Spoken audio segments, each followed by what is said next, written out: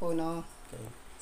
Ay, so, ito kayo na ma'am, nung binabaklas ko to, alam ko ito kagad na hindi po ito nabaklas. Kasi masikip pa ho siya yung pagkakabit. Pagka nabaklas na po kasi ito, nagalaw na o natanggal na siya before, pagkatatanggalin siya, medyo malambot-lambot na po siya. Kita nyo naman o, medyo nahirapan ako kanina. Okay. So, makikita po natin, ito ho, normal na nagkakaroon ito ng yellow. Normal naman po yung kapal ng yellow niya. Normal din po yung andar ng fan motor. Ito, maandar po ito. Ito itong parang ventilador po na ito. Ito po yung nag-generate ng malamig na hangin na nakakarating punta sa ibaba. Pero para magkaroon po ng maayos na transition ho ng malamig na hangin simula sa freezer side papunta sa ref side, kailangan wala yung lulusutan niya sa baba at saka yung pabalik. Kailangan maluwag po 'yon. Yung wala hong bara. Okay? Yung pababa po niya, ito po yung pababa niya. Bara naman ho siyang bara. Okay, ito po yung pababa. Okay? Ito po 'yan.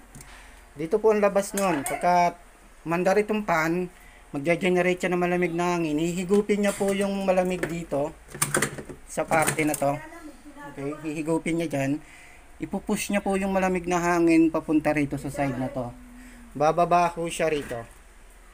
Diyan, papunta po diyan sa mga butas-butas na yan. Okay.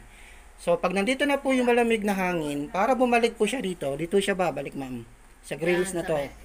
Okay, itong sa grills na to, ma'am, pagpasok ho ng malamig na hangin dito, may dalawang kanal po yan sa tigkabilang side. Dalawang kanal na parang may duct po siya, air duct.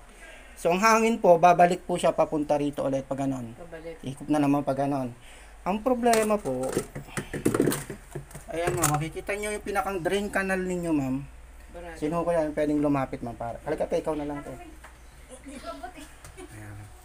Makikita nyo po ito, ma'am. Oh. Sige ma'am, dutin nyo lang. Wala, makapatay naman ako, ma'am. Ayan. Sino ba yan? Solid na po siyang yellow. Kung gaano po kalalim ito, ganyan din po kalalim yung kanal na yan. So, ibig sabihin, ganyan po kakapal yung yelong nandyan. So, yung hangin na pumapasok po dapat dito, hindi na po talaga nakakabalik siya dito. So, hindi po nagkakaroon ng complete na circulation ng malamig na hangin. So, ang nangyayari, tama po yung observation ninyo, sa tingin po ninyo, okay po yung freezer. Okay naman po talaga. Kaya lang nga ho, hindi pa ho siya dapat ganun ka-okay kasi hindi ho niya na ibibigay yung lamig sa baba.